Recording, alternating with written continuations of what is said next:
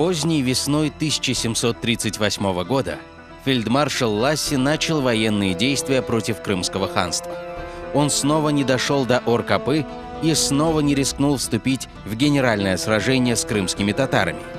Но на этот раз Ласси все же изменил свой маршрут. Из-за жары и засухи Сиваш заметно обмелел, поэтому не было нужды повторять прошлогодний рейд через Арабатскую стрелку у городка Еничи.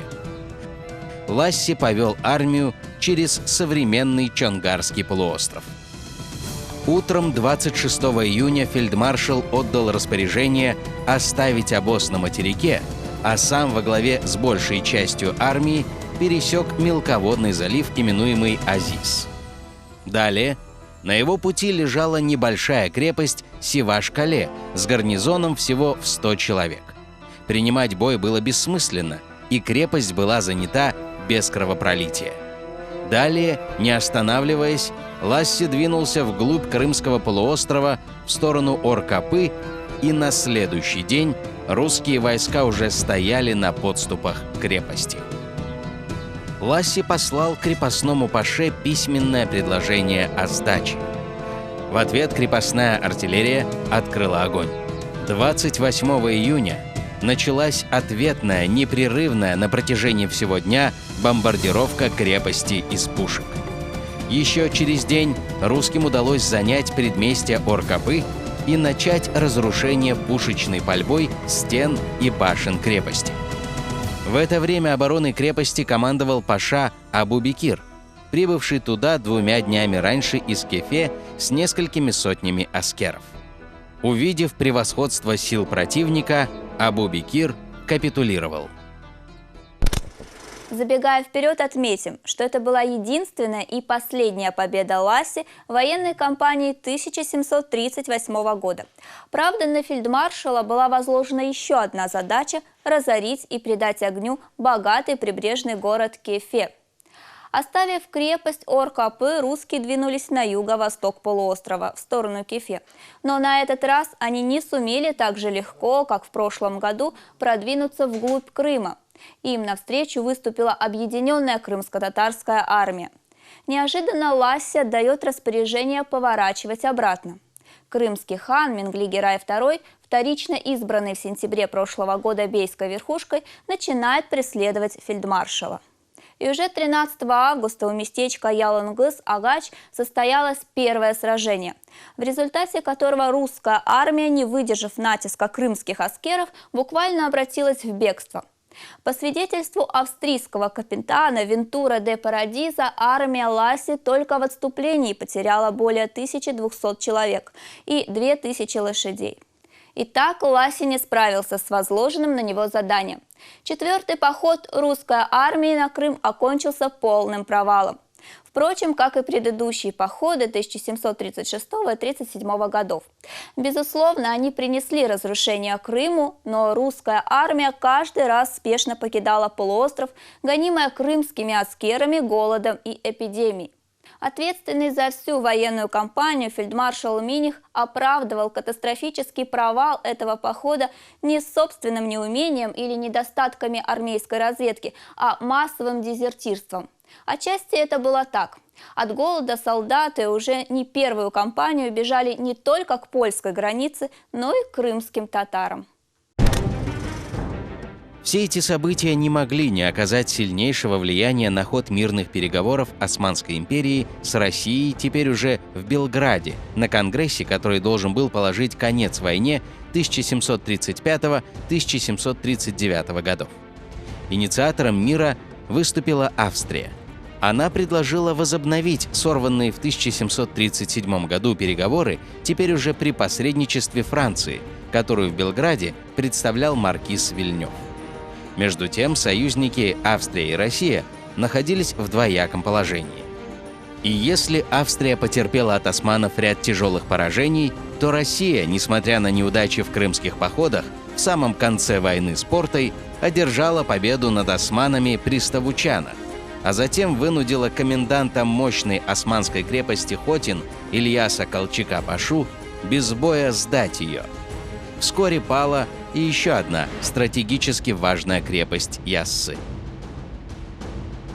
Поэтому политики Петербурга, потерпев фиаско в Северном Причерноморье, всерьез надеялись развить успех на землях Западного Причерноморья. Когда о заключении мира заговорили всерьез в феврале 1739 года, в Бахчисарай ко двору крымского хана Мингли-Гирая II прибыли султанские посланники, чтобы узнать мнение хана и его беев, стоит ли заключать с Россией мир, и если да, то предварительно обсудить пункты мирного трактата. По поводу мира Мингли-Гирай ответил султанским представителям: «Я собрал к себе аянов и старейших из жителей и спрашивал их насчет мира и войны. Они тоже согласились, что мир лучше. И только после этого приступили к обсуждению основных условий будущего договора». При посредничестве Франции в лице французского представителя маркиза де Вильнёва 18 сентября 1739 года в Белграде был подписан мирный договор с Россией и Османской империей.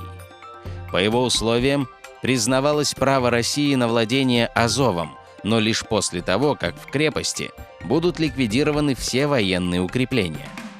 Кроме того, России запрещалось держать корабли на Черном и Азовском морях, то есть даже торговля с Османской империей могла осуществляться перевозками товаров на исключительно османских судах.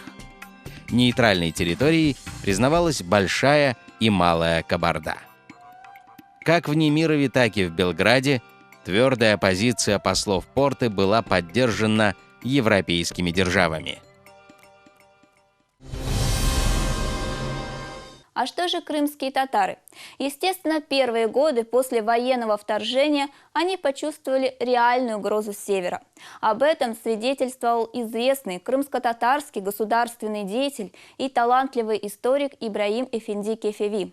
В своем трактате под довольно длинным названием о государствах татарских, о народах черкесском, ногайском, московском, казацком и дагестанском, о состоянии державы атаманской, державы крымской, о том, каким образом воюют они с Россией и в чем истоки их вражды к России, он подробно рассматривает тему военных походов северного соседа. Пожалуй, Кефеви один из немногих очевидцев тех страшных событий, который оставил после себя письменный источник. Более того, он подошел к проблеме как исследователь, чем, собственно, и заслужил высокую оценку своих потомков. Анализируя, автор ищет корень крымской трагедии не в злой воле российской царицы, а в ее окружении. Он пишет, что народ московский коварен и лицемерен. На его слово полагаться невозможно, поскольку он говорит одно, а делает другое. Эта его особенность уже вошла в пословицы народов христианских. В дальнейшем автор переходит к действиям конкретных политиков, из-за которых его родину постигли несчастья. «Хотя бы известно, — пишет он, — что нарушение договора произошло по их вине, но московиты, дабы не принимать на себя ответственность, доказывают, что учинила это прихитрым образом держава атаманская. Оправдание же они себе создали в виде ноты министра Остермана от 12 апреля 1736 года, который публично выдвинул измышления насчет того, что трактат где разорвала атаманская держава. И продолжая, крымско-татарский историк подчеркивает: «Вся история наша показывает, что Крым никогда не был русским или турецким украшением, и к нашему счастью никогда им не будет. Он был и остается крымским».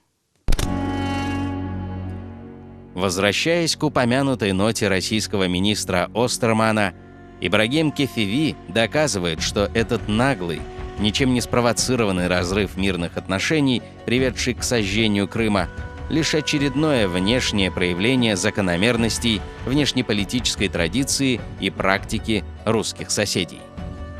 Известно, что держава и престол Дешит и Кыпчак с полным составом прилежащих ему титулов и достоинств принадлежали ханам крымским, потомкам Джучи-хана, старшего сына великого Чингисхана.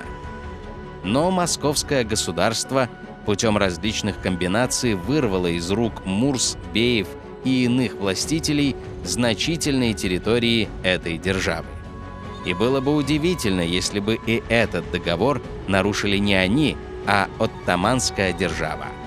В качестве оправдания же свалили они всю вину на оттоманское государство. Но ведь мир знает, что это они разорвали трактат. И разве не известно, что Екатерина I, нацелясь на польские свободы, воспрепятствовала выбору Станислава на королевский престол? И разве вскоре после заключения мира с оттоманским государством ее войска не перешли польскую границу и не оставались на польских землях целую зиму, всячески угнетая население? И тогда польские магнаты обратились ко всему миру с жалобой на то, что русские разорили весь польский край, грабят его уже на протяжении 4 лет, отбирая все, что только можно отобрать. Вот каковы они, их мир, их честная дружба. Да какой же христианский народ способен на такое? Все это присуще исключительно московитам, известным среди честных людей своими подлыми поступками. Оттого-то уже давно ни одна из европейских держав не дает веры ничему, что исходит из Петербурга. Кефеви не обошел своим вниманием позицию, которую избрала для себя Османская империя, точнее, султанское правительство. Краткий анализ крымской политики Стамбула на протяжении последних 2 столетий позволил ему сделать 2 основных вывода. Первый. Османские султаны просто проявляли инертность в отношении основного врага Крымского ханства и самой Османской империи, то есть Московского государства. Хуже было то, что когда им предлагали выход из сложившейся политической ситуации, они просто его игнорировали. К примеру, недавние события Прудской кампании, когда крымский хан Девлет-Герай II пытался извлечь максимум пользы из провальной авантюры Петра I. Второй вывод исходит из первого. Ибрагим Кефеви указывает, что для султанского правительства традиционно характерны близорукость в политических отношениях с Россией, неумение выделить главное в государственной идее московских царей и российских императоров, безграничную жажду захвата все новых и новых территорий с конечной целью превращения России в великую державу. В заключении Кефеви писал, что если внешняя политика османского султана и его окружения не изменится, то уже в самом ближайшем будущем Россия станет, безусловно, опасной не только для Крымского ханства и даже для Османской порты, но и для всего тюркского мира. В своем труде Кефеви предупреждал не только султана, но и крымских ханов о великой опасности, которую несут с собой намерения России по отношению к южным соседям, и настаивает на объединении османо-крымско-татарской армии для совместной войны против северной агрессии. Пока еще было не поздно. Проект бахчисарайского государственного деятеля был разработан в результате всестороннего анализа общей ситуации.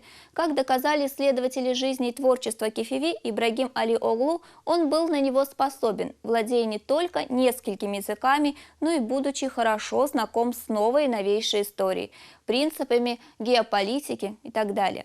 О судьбе трактата Кефеви мы можем судить, к сожалению, лишь в общих чертах. Известно, что крымский хан Фетгерай II внимательно ознакомился с трудом и приказал отправить его в Стамбул султану Махмуду I. Тот, как и следовало ожидать, не обратил должного внимания на крымское пророчество. И история в дальнейшем развивалась целиком и полностью именно так, как это было предсказано Ибрагимом Кефеви.